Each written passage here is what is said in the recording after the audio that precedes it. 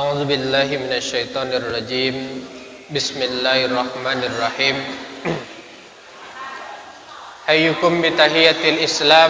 Assalamu alaikum warahmatullahi wabarakatuh.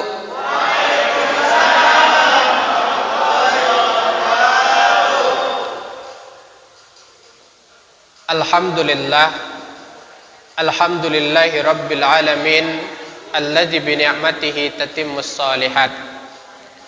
Asyhadu an la ilaha illallah rabbul makhluqat wa asyhadu anna sayyidana Muhammad sayyidus sadat amma ba'du. Yang kita hormati Pak RW 02 Bapak Haji Abdul Manan, yang sama-sama kita hormati Ketua Yayasan Darul Muqamah Pak Agus Sutanto, yang saya hormati bapak-bapak, ibu-ibu hadirin yang hadir pada kesempatan pagi yang berbahagia ini. Alhamdulillah, kita bersyukur kehadiran Allah Subhanahu wa taala. Di pagi yang cerah ini Allah mudahkan langkah kaki kita sehingga kita bisa sama-sama hadir di masjid yang kita cintai ini dalam rangka halal bihalal. Mudah-mudahan setiap amal ibadah kita, setiap langkah kita diberikan pahala oleh Allah Subhanahu wa taala, hendaknya amin ya rabbal alamin. Allahumma shalli ala sayyidina Muhammad wa ala ali sayyidina Muhammad. Kita berselawat kepada baginda Nabi sallallahu alaihi wasallam beserta keluarga beliau, para sahabat beliau, dan orang-orang yang senantiasa mengikuti sunnah dan ajaran beliau. Mudah-mudahan kita di yaumil akhir kelak diberikan syafaat oleh beliau dan dianggap sebagai umatnya, hendaknya amin ya rabbal alamin. Bapak Ibu yang dimuliakan oleh Allah Subhanahu wa taala,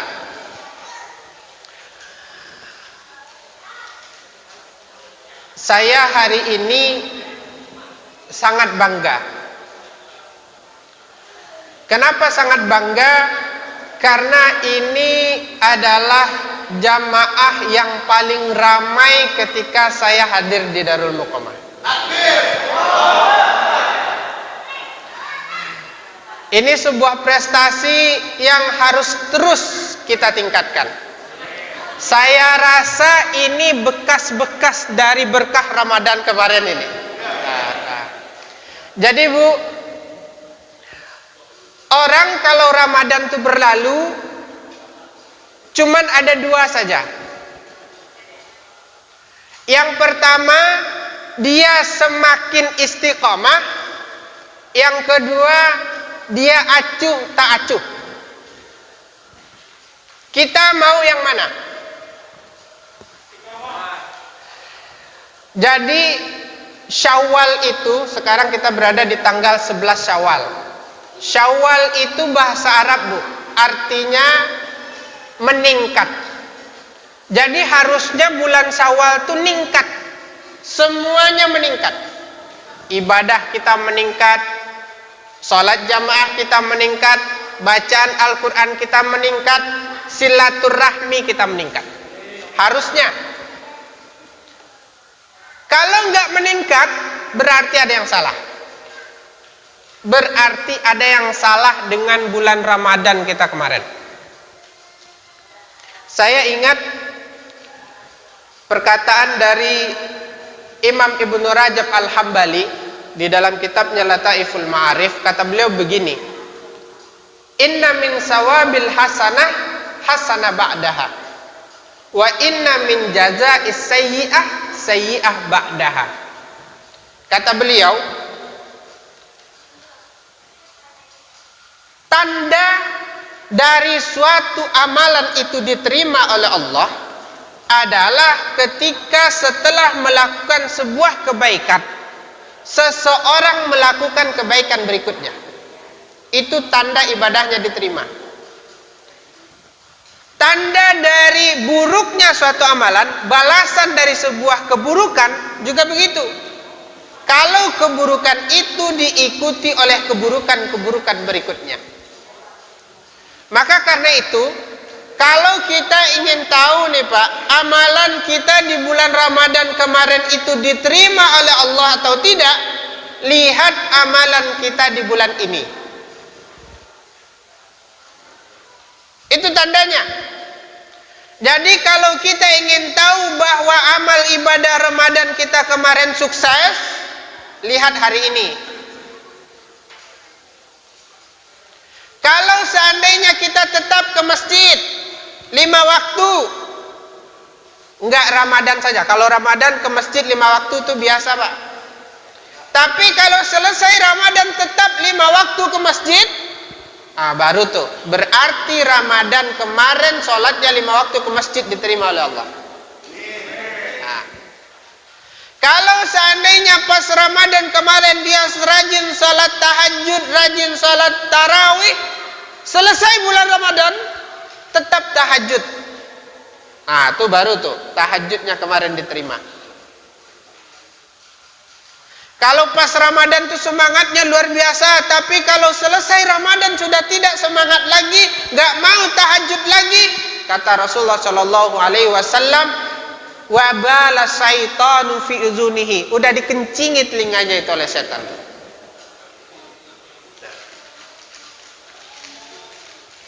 Kalau pas Ramadan dia rajin baca Al-Quran, tapi kalau selesai Ramadan udah Al-Quran ditinggalkan, udah. Maka caranya gampang saja. Maka tadi saya bilang, ini masjid ini ramai ini kayak gini nih, karena berkah dari bulan Ramadan. Bukti tanda amalan di Ramadan kemarin diterima oleh Allah Subhanahu wa taala. Mudah-mudahan memang seluruh amal ibadah kita baik di bulan Ramadan kemarin ataupun sebelum-sebelumnya mudah-mudahan diterima oleh Allah Subhanahu wa taala hendaknya. Amin ya rabbal alamin. Karena begini Bu, orang muslim itu Pak, dia takut amalannya nggak diterima. Itu ketakutan kita tuh. Takut kalau amalan kita tidak diterima oleh Allah. Tapi kalau orang munafik nggak peduli dia, diterima nggak terima nggak penting. Tenang aja. Maka karena itu kita senantiasa berdoa, mudah-mudahan Allah Subhanahu wa taala menerima amal ibadah kita dan melipat gandakan pahalanya hendaknya. Amin ya rabbal alamin. Saya nggak tahu mau ngomongin apa kalau rame begini Pak. Tapi saya sangat senang karena ini acara halal bihalal, artinya silaturahmi. Kalau ada orang bertanya, apa hukumnya halal bihalal? Maka tidak bisa kita katakan halal bihalal itu hukumnya sunnah, nggak bisa. Kita nggak bisa mengatakan halal bihalal itu hukumnya bid'ah haram, nggak bisa. Kita nggak bisa mengatakan halal bihalal itu hukumnya boleh, nggak bisa. Harus kita lihat satu persatu. Harus kita bedah satu persatu isinya apa. Jadi kalau kita ingin tahu hukum sesuatu dalam perkara agama, maka harus dibedah satu-satu. Harus diteliti satu persatu, dibawa ke makmal al-syar'iyah, dibawa ke laboratorium syar'i. Jadi kalau ada orang bertanya apa hukum halal bihalal, kita bedah isinya apa aja. Sama seperti kita ingin membahas apa hukum dari, tahu teh telur Pak? Teh telur tahu? Oh nggak tahu ya? Sayur asam tahu kan sayur asam? Saya tanya, bagaimana hukum makan sayur asam? Makan sayur asam gimana hukumnya? Padahal sering makan sayur asam.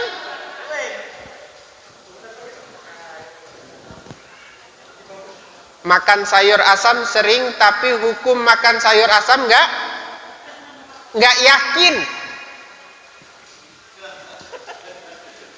Nggak yakin kalau sayur asam itu boleh dimakan apa tidak?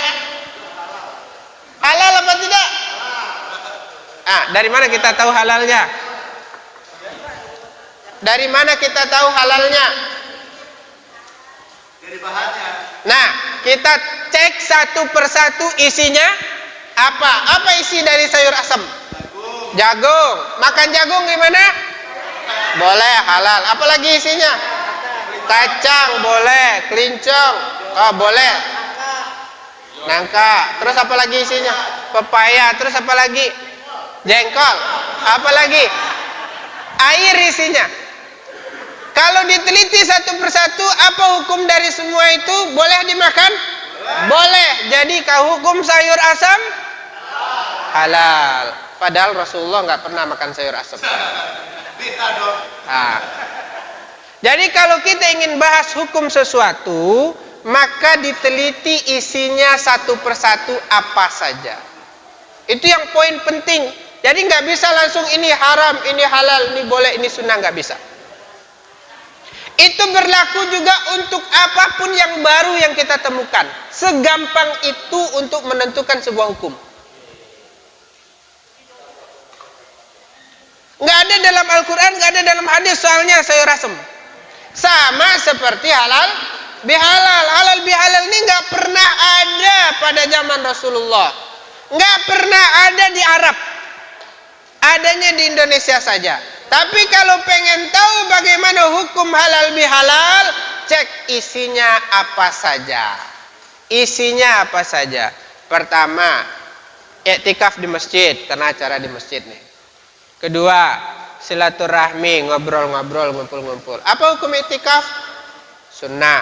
Hukum silaturahmi? Sunnah. Terus apa lagi nih? Sedekah makanan. Apa hukum sedekah makanan? Sunnah. Apa lagi? Pengajian. Apa lagi? Terus apa lagi? Baca Al-Quran. Apa lagi? Salawatan tadi. Apa lagi? Semuanya sunnah. Kalau semuanya sunnah, maka hukum halal bihalal adalah sunnah. Begitu cara menentukannya. Jika tidak ada di dalam Al-Quran dan sunnah, dalam hadis. Jadi nggak bisa main langsung-langsung, oh ini haram, ini halal. Dan itu pun harus yang menentukannya adalah ulama. Karena akan dicari dulu tuh satu persatu. Nah, paling gampang kalau kita di Indonesia ingin tahu sebuah hukum, lihat MUI. Kalau kata MUI halal, sunnah, berarti sunnah. MUI ngadain halal bihalal nggak? Ngadain. Berarti hukumnya sunnah. Kalau nggak, berdosa seluruh orang di MUI itu. Nah, yang di MUI itu hampir semuanya adalah ulama-ulama kita. Maka karena itu kita ikuti apa yang sudah ulama-ulama kita ajarkan. Kenapa halal bihalal? Nah, kita nggak panjang sejarah, nggak akan baca sejarah, enggak. Rasulullah itu dulu, Bu, kalau selesai bulan Ramadan, pas bulan Syawal awal tuh, Rasulullah itu punya kebiasaan. Apa kebiasaannya? Mengunjungi rumah sahabat-sahabatnya, kaum muslimin. Didatangi itu. Jalan. Makanya Rasulullah itu kalau pergi sholat Idul Fitri itu, jalannya beda. Sambil ngunjungin rumah teman. Ya. Ketemu, doain. Ketemu, doain. Salaman. Begitu kebiasaan Rasulullah. Nah, kalau kita mau ngikutin Rasulullah, maka Pak RW ya, kunjungi semua rumah warganya satu persatu.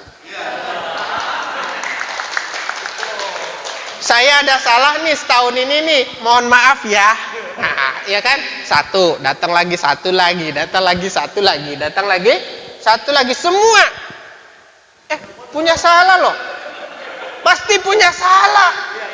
Nggak mungkin, nggak ada manusia nggak punya salah. Pasti Pak RW punya salah. Seminggu nggak rapi kata beliau. Nah, karena nggak mungkin dikunjungi satu persatu, beliau pinter dikumpulin di masjid. Ngomong sekali saja. Ya, tadi ngomong karena saya rasanya ada salah, saya mohon maaf. Selesai semuanya. Nggak perlu datang ke rumah satu persatu. Jadi memang budaya saling maaf-maafan itu harus ada di bulan Syawal. Kenapa? Karena kata Rasulullah Shallallahu Alaihi Wasallam, Allah ampuni dosa kita pada bulan Ramadan. Bagi orang-orang yang benar puasanya, bagi orang yang benar mendirikan malamnya. Hadisnya kan sahih, semua kita tahu. Man shoma Ramadanan ya imanan wahtisaban ghufira lahu ma taqaddama min dzambi. Siapa yang benar puasanya, ikhlas karena Allah, penuh keimanan, Allah ampuni dosanya yang sudah berlalu. Barang siapa yang mendirikan malam, sholat tarawihnya benar, ya malamnya dia hidupkan dengan penuh keimanan dan ikhlas karena Allah, Allah ampuni dosanya yang sudah berlalu. Makanya kalau bulan Ramadan selesai, Allah ampuni segala dosa kita. Kalau puasa kita benar, kalau mendirikan malam kita benar. Tapi yang diampuni itu hanya dosa kepada Allah. Dosa kepada sesama manusia, maka harus kita selesaikan. Bagaimana cara menyelesaikannya? Nah ini, ngumpul, silaturahmi, maaf-maafan. Karena kalau dosa kepada Allah, Allah bisa ampuni. Tapi kalau dosa kepada sesama manusia, selama belum kita minta maaf, selama tidak dimaafkan, tidak akan pernah diampuni oleh Allah Subhanahu wa Ta'ala. Makanya Indonesia ini pintar banget, ya. Karena nggak mau keliling, maka diadainlah acara halal bihalal. Dan enaknya juga kalau halal bihalal ini kita bisa maafin saya ya, nggak perlu nyebutin salah kita, nggak perlu nyebutin salah kita. Tapi kalau kita ke rumah orang, ya terus dia tanya, maafkan ya kesalahan saya, ini udah bulan Syawal nih, maaf. Kamu salah apa sama saya? Nah, kita gimana? Kadang kita nggak perlu ngungkapin, cukup salaman saja selesai perkara. Hati kita bersih. Makanya kalau ada para ulama mengatakan, ya, Idul Fitri. Id itu artinya kembali, fitri itu artinya suci. Kita kembali suci dari dosa kalau Ramadan sudah selesai. Makanya kalau dalam agama Kristen itu ada penebusan dosa biasanya dengan harta. Kalau kita bulan Ramadan itu, Bu. Makanya rugilah orang-orang yang dia bisa bertemu dengan bulan Ramadan tapi Allah nggak ampuni dia. Bu, dan liman adraka Ramadan falam yughfarlah. Jauh dari rahmat Allah, sangat merugi orang yang Allah pertemukan dengan bulan Ramadan tapi Ramadan berlalu dia tidak diampuni oleh Allah. Nyesel lah. Karena kalau bulan Ramadan selesai, nah, kalau kata orang yang di pom bensin itu mulai dari nol.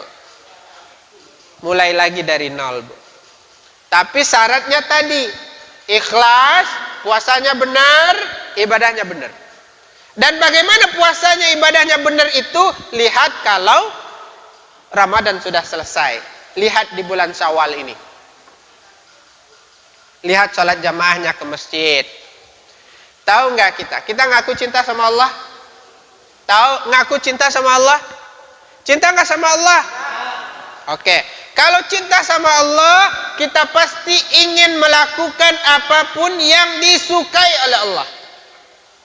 Jadi kalau kita cinta kepada Allah, kita pasti ingin melakukan apapun yang disukai oleh Allah. Salah satu yang paling disukai oleh Allah itu, ya, ketika itu sahabat, ya, Abdullah bin Mas'ud radhiyallahu an, beliau bertanya kepada Rasulullah sallallahu alaihi wasallam, apa amalan yang paling dicintai oleh Allah? Maka kemudian Rasulullah sallallahu alaihi wasallam mengatakan, as-salatu ala waktiha. Salat tepat waktu. Azan berkumandang, langsung datang ke masjid, tinggalkan segalanya. Ini gampang sebenarnya. Ramadan kemarin kita sudah praktekkan. Nah, sekarang coba praktekkan. Sekarang coba praktekkan. Kalau seandainya Ramadan, kalau seandainya azan berkumandang, langsung tinggalkan, langsung ambil wudhu, salat. Biasakan begitu. Mau di perjalanan, kalau udah mau azan, berhentikan mobil, cari masjid, salat. Kalau kita biasakan begitu, berarti kita cinta sama Allah, karena itu adalah amalan, salah satu amalan yang sangat disukai oleh Allah Subhanahu wa Ta'ala. Jangan menunda-nunda salat. Kita tahu as-salatu imaduddin, salat itu tiang agama. Kalau kita senantiasa salat, insya Allah salat akan menjaga kita. Dulu ada salah seorang bertanya kepada Rasulullah SAW, mengadu kepada Rasulullah. Apa kata orang tersebut? Ya Rasulullah, inna fulan, si fulan itu, kata Rasulullah, kata si laki itu, dia sholat, tapi dia berdosa juga. Dia sholat, tapi dia lakukan dosa juga. Sholat iya, berdosa iya. Nah, STMJ. Nah. Terus apa kata Rasulullah SAW? Kata Rasulullah, asal dia terus melaksanakan sholatnya, maka insya Allah nanti sholat itu akan menjauhkan dia dari maksiat-maksiatnya. Maka walaupun sekarang mungkin kita ada juga melakukan kesalahan-kesalahan pasti, tapi tetap sholat harus nomor satu. Sholat amalan yang pertama kali nanti akan dihitung di hari akhirat. Inna awwalu ma yuhasibu fil akhirah huwas shalah. Sesungguhnya amalan yang pertama kali nanti akan dihisab di hari akhirat, salat. Maka karena itu kalau azan berkumandang, salat. Terutama salat isya dan salat subuh. Ya. Karena kata Rasulullah SAW, laisa salati asqal alal munafikin min salatil fajri wal isya. Tidak ada salat yang paling berat terhadap orang munafik kecuali salat isya dan salat subuh. Walau ya'lamuna fihima la atauhuma walau habwan. Kalau seandainya mereka tahu apa yang ada dalam salat subuh dan salat isya, mereka akan mendatanginya walau dalam keadaan merangkak sekalipun. Orang yang bisa salat subuh berjamaah di masjid, maka ia sama seperti mendirikan seluruh malam. Coba bayangin. Maka kalau ibu-ibu, kalau bapak-bapak mau cari menantu, cari yang sholat subuh sama sholat isyanya terus di masjid. Nah, gampang nyarinya.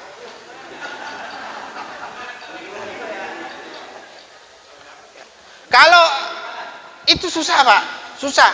Makanya saya pernah ceramah di daerah Tangerang itu siapa yang rutin sholat subuh terbanyak dalam setahun dikasih motor.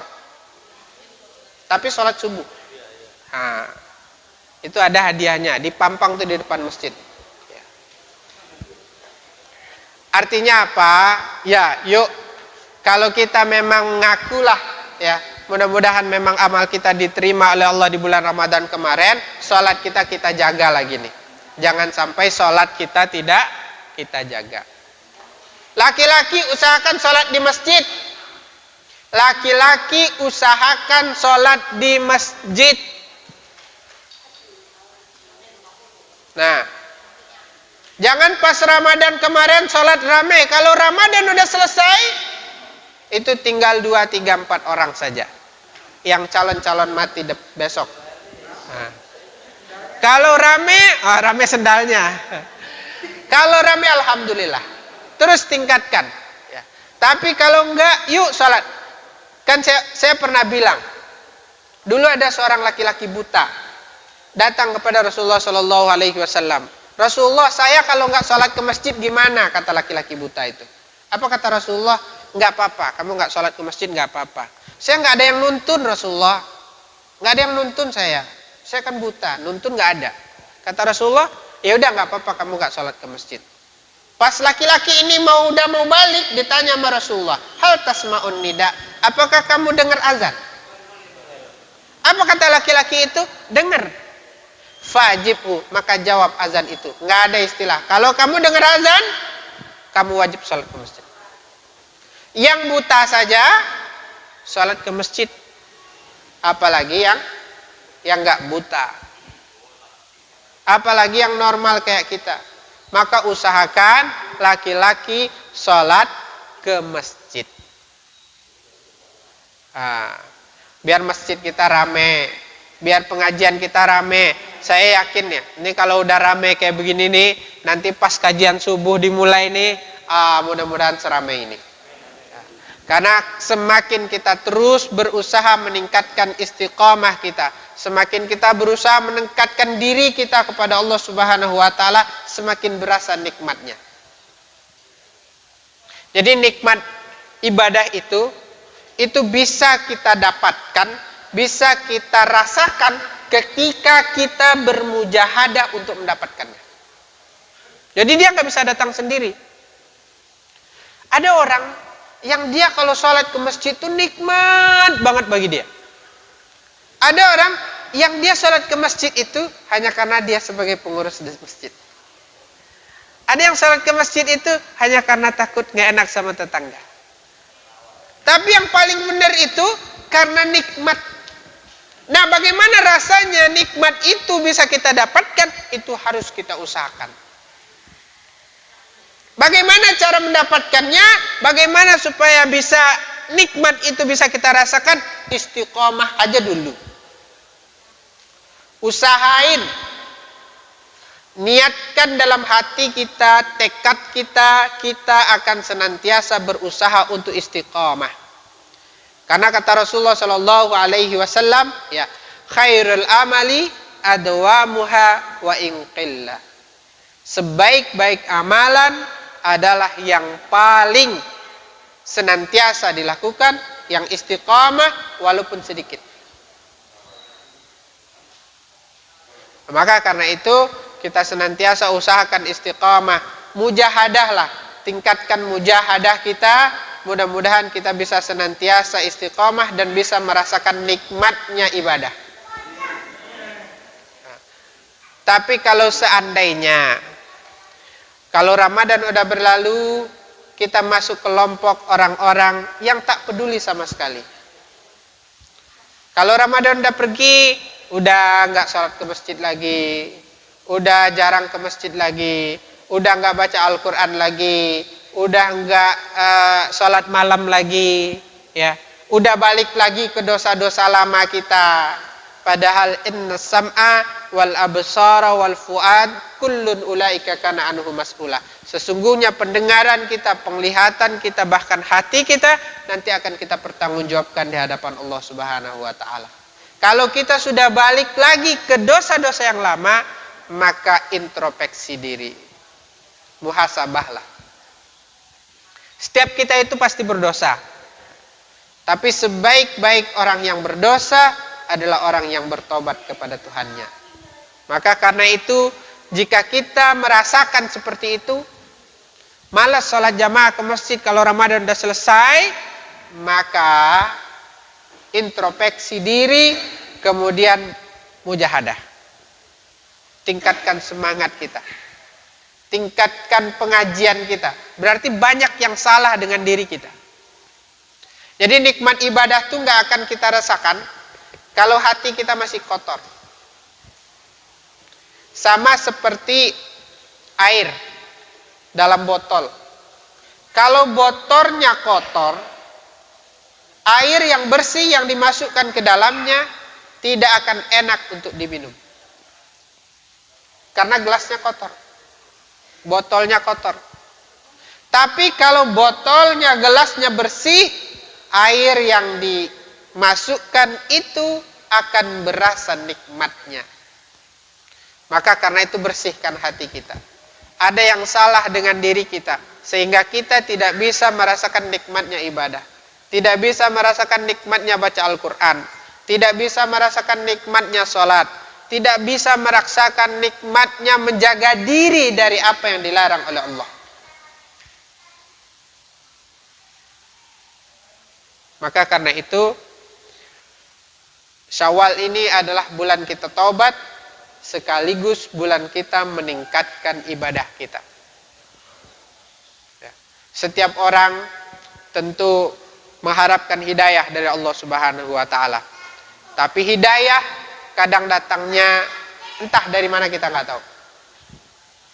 Ada orang yang memang kadang nggak terpanggil, belum terpanggil hatinya ke masjid. Bagi kita yang sudah terpanggil, jangan anggap remeh. Jangan anggap remeh, karena kita nggak pernah tahu kehidupan orang lain. Tugas kita ngajak, jangan maksa. Tugas kita ngajak, jangan maksa. Saya sampai jam berapa ini? Kita sampai jam berapa? Ada makan setelah ini? Nggak ada kan? Bagus kalau nggak ada mah. Jadi saya ingin cerita, ya. Kalau seandainya di diri kita masih banyak dosa, Bu ya. Kalau kita masih banyak dosa, nggak usah terlalu bersedih. Tetap aja lakukan kebaikan-kebaikan. Ada sebuah cerita. Dulu ada seorang sahabat Nabi, ya. Ada yang mengatakan beliau bukan sahabat. Namanya Suhail bin Amr. Suatu ketika Suhail bin Amr ini ingin pergi berjalan beserta keluarganya, jalan-jalan lah. Terus dia bawa anaknya, dia bawa makanan, persiapan makanan, kemudian dia bawa uang. Bawa dirham, bawa dinar untuk keperluannya. Di tengah perjalanan, dia ditahan oleh perampok. Kendaraannya di stop. Di stop, terus ditahan. Si perampok beserta pasukannya ngambil tuh hartanya. Uangnya, emasnya, ya, dinarnya, dirhamnya diambil. Bahkan makanannya pun diambil. Dan luar biasanya nih perampok, makanan yang diambil tuh, makanan si Suhail bin Amr ini, diambil makan, dimakan oleh perampok itu di depan si Suhail beserta keluarganya. Tapi ada yang aneh. Ketika perampok ini makan, pimpinannya nggak makan. Pimpinannya nggak makan. Maka kemudian Suhail bertanya, kamu kan pimpinan perampoknya. Kenapa kamu nggak makan? Padahal anggotamu makan semua. Apa kata pimpinan perampok itu? Saya lagi puasa. Saya lagi puasa, katanya. Terkejutlah Suhail ini. Kamu lagi puasa? Iya. Lalu Suhail ini ngomong, ini bingung saya ini. Oke, siap. Ini terakhir, tenang aja. Itu kata Suhail itu, bingung kok bisa gitu. Lalu si pimpinan ini ngomong, ini bagus kata-katanya. Ya. Kamu puasa tapi kamu ngerampok tapi kamu puasa.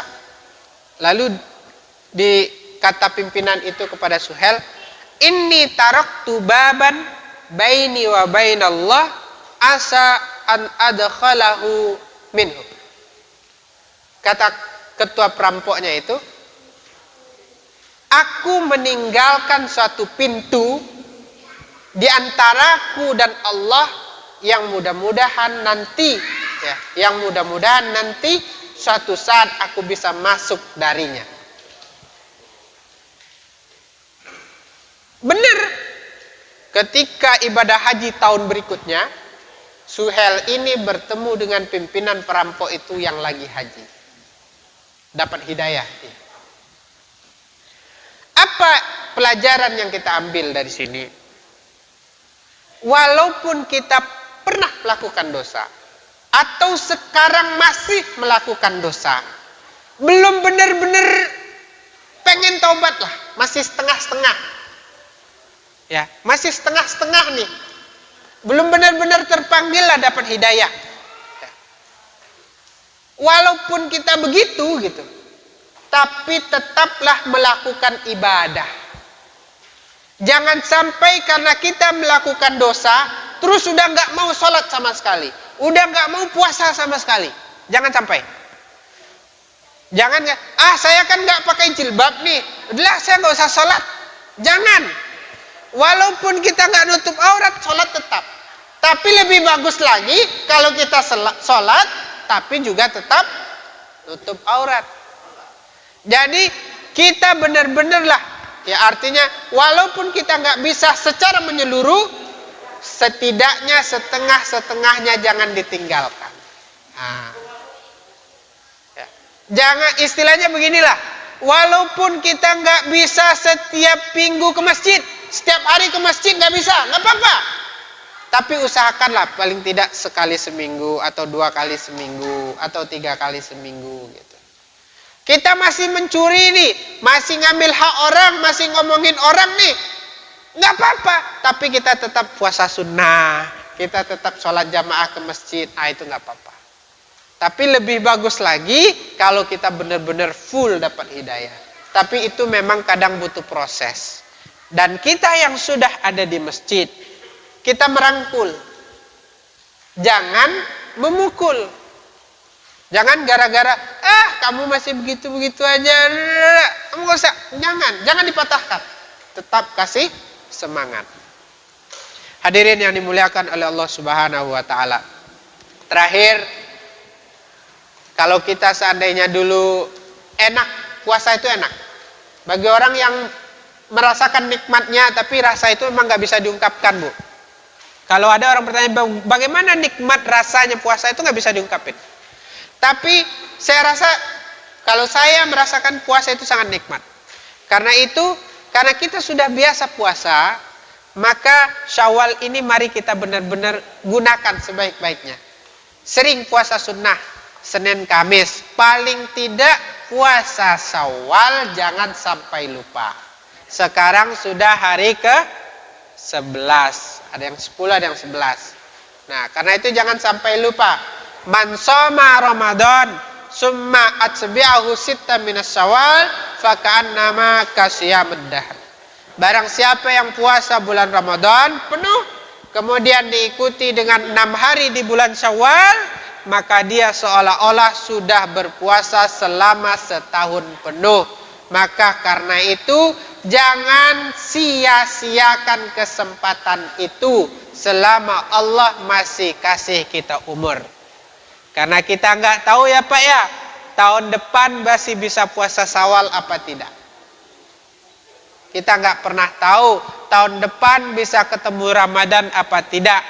Karena itu selama Allah masih kasih kita usia, maka gunakanlah usia itu untuk senantiasa berbuat kebaikan. Karena kebaikan akan senantiasa melahirkan kebaikan-kebaikan berikutnya. Mohon maaf yang sebesar-besarnya, kata pembawa acara tadi, waktunya sudah habis. Tinggal ada tanya jawab sekitar 10 menit. Kalau ada yang ingin ditanyakan disilahkan. Kalau tidak nanti kita tutup dengan doa. Wallahu muwaffiq ila aqwamit thoriq. Wassalamualaikum warahmatullahi wabarakatuh.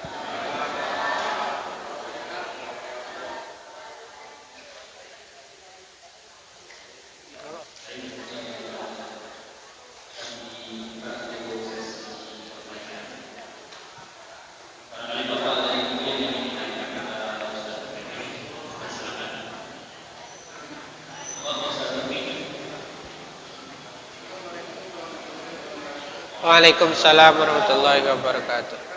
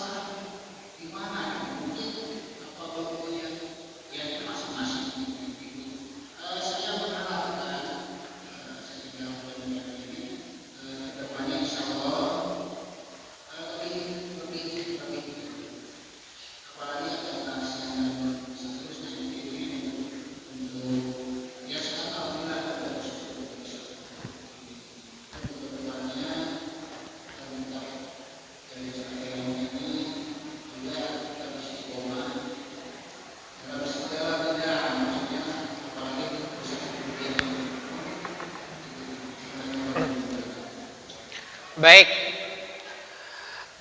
Kata Rasulullah sallallahu alaihi wasallam, khairukum man ta'allamal Qur'an wa 'allamahu. Sebaik-baik kalian adalah orang yang belajar Al-Qur'an kemudian mengamalkannya. Itulah manusia paling baik di dunia ini. Jadi kalau ada orang bertanya siapa yang paling baik di dunia ini, orang yang belajar Al-Quran kemudian mengamalkannya. Itu yang paling baik. Bukan yang dia jadi ketua RW, enggak. Bukan Pak RW yang paling baik, bukan. Bukan yang imam masjid, bukan. Bukan yang ceramah, bukan. Bukan yang jadi pejabat, bukan. Tapi yang paling baik di antara kita ini adalah yang paling dekat dengan Al-Quran. Makanya kata ulama, ya, Al-Quran itu ada haknya kepada kita. Ada Al-Quran itu ada haknya. Pertama dibaca, kedua dipelajari, ketiga diamalkan. Ini hak Al-Quran. Kalau enggak kita tunaikan, berdosa kita. Kata Imam Al-Ghazali, untuk baca saja itu minimal 2 kali dalam setahun khatam. Pertama, sekali ketika bulan Ramadan, sekali di luar Ramadan. Kata Imam Al-Ghazali, kalau seandainya ini tidak tertunaikan, maka nanti di hari akhirat Al-Quran akan menuntut haknya kepada kita. Maka coba bayangkan, andaikan kita sudah 50 tahun tapi nggak bisa baca Al-Quran, atau belepotan baca Al-Qurannya, bagaimana kita akan mempertanggungjawabkan itu kepada Al-Quran nanti di hari akhirat? Padahal kita pengen dikubur itu ditemani oleh Al-Quran. Kita pengen nanti di hari akhirat itu kita ditolong oleh Al-Quran, diberikan syafaat oleh Al-Quran. Anak kita, istri kita, suami kita, itu belum tentu bisa nolong kita, Bu. Ketemu di akhirat nanti itu belum tentu. Ya kalau Allah takdirkan bertemu, alhamdulillah. Kalau tidak, belum tentu. Dan kalaupun ketemu, belum tentu juga bisa nolong. Karena mereka juga kadang belepotan. Ya, pas-pasan, untuk mereka aja pas-pasan gitu. Gimana mau nolong kita? Tapi kalau Al-Quran pasti akan jadi penolong kita selama kita menjadikan ia sebagai sahabat kita. Ya. Iqra'ul Quran fa innahu ya'ti yaumal qiyamah syafi'an li ashabi. Bacalah Al-Quran karena dia nanti akan memberikan syafaat kepada sahabat-sahabatnya di hari akhirat. Karena itu, ya, karena itu tidak ada alasan untuk tidak tadarus Al-Quran bersama. Tidak ada alasan untuk tidak mau belajar Al-Quran. Tidak ada alasan untuk tidak hidup bersama Al-Quran. Kalau kita senantiasa hidup bersama Al-Quran, kita menjadi mulia. Karena apapun yang berhubungan dengan Al-Quran pasti mulia. Rumah jadi rumah Al-Quran mulia. Ya. Bulan Ramadan kenapa mulia? Karena disebut dengan bulan Al-Quran. Orang kalau hafizul Quran mulia. Maka karena itu, ya, yuk kita sama-sama. Ya. Jangan sampai ketemu lagi. Masalahnya itu sebenarnya satu, males. Kedua, selain males, nggak enak. Nggak enakan. Ya. Udah nggak ada lagi alasan itu. Ya. Karena orang yang mahir membaca Al-Quran, ma'asyafarin kiramil bararah, nanti dikumpulkan bersama para malaikat. Tapi orang yang terbata-bata, yang bacaannya a'udzubillah katanya, dia dapat 2 pahala. Pahala karena susahnya membaca, pahala membaca Al-Quran, dan pahala karena susahnya ia membaca Al-Quran. Apalagi kalau udah baca Al-Quran tuh kacamata udah begini tuh. Itu lebih banyak pahalanya. Semakin susah, Pak, semakin banyak pahalanya. Jadi nggak ada istilah malu. Semakin susah, semakin banyak pahalanya. Karena kata Rasulullah SAW, ya, ibadah yang paling bagus atau yang paling banyak pahalanya adalah yang paling berat bagi dia. Karena berat bagi dia belum tentu berat bagi orang lain. Tapi kalau bagi dia berat, maka itu yang paling berat, itu yang paling banyak pahalanya. Dan tugas kita di sekitar kita itu tanggung jawab kita. Pak Ustadz punya tanggung jawab, Pak ini punya tanggung jawab. Kalau ada yang ternyata ingin belajar Al-Quran, harus. Ya, insya Allah setelah ini akan banyak yang akan datang dan mau belajar Al-Quran. Apalagi kita fasilitasi. Ya, nggak usah malu, nggak usah malu, nggak usah malu. Saya nenek-nenek datang ke saya untuk belajar Al-Quran. Ada nenek-nenek pensiunan udah usia 61 tahun baru mau mulai belajar Al-Quran. Anak-anak 60 tahun. Iya. Ada seorang nenek-nenek juga, ya, dia hafiz, Bu, mulai menghafal usia 62 tahun, 65 hafiz Al-Quran, 3 tahun. 3 tahun. Jadi nggak ada alasan, ya, selama kita mau, ya, apapun itu kesulitan kita. Sebenarnya kan poinnya adalah bagaimana agar kita ini dekat dengan Allah. Kan tujuan hidup kita hanya itu, mencari ridho Allah. Nah, di mana kita cari? Di sholat kita, di bacaan Al-Quran kita, di sedekah kita, di amalan-amalan kita. Di situ kita cari. Dan ketika kita sudah dekat dengan Allah, semua kebutuhan kita, semua keinginan kita diberikan oleh Allah. Pasti itu. Nah, maka sekarang itu bagaimana kita membangun hubungan dengan Allah saja. Baik, terima kasih ya Pak. Nah.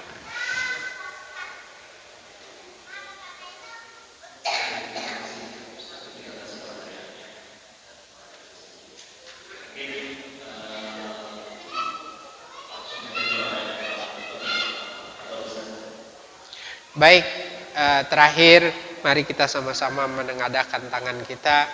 Kita berdoa kepada Allah Subhanahu wa Ta'ala. Mudah-mudahan Allah menerima segala amal ibadah kita.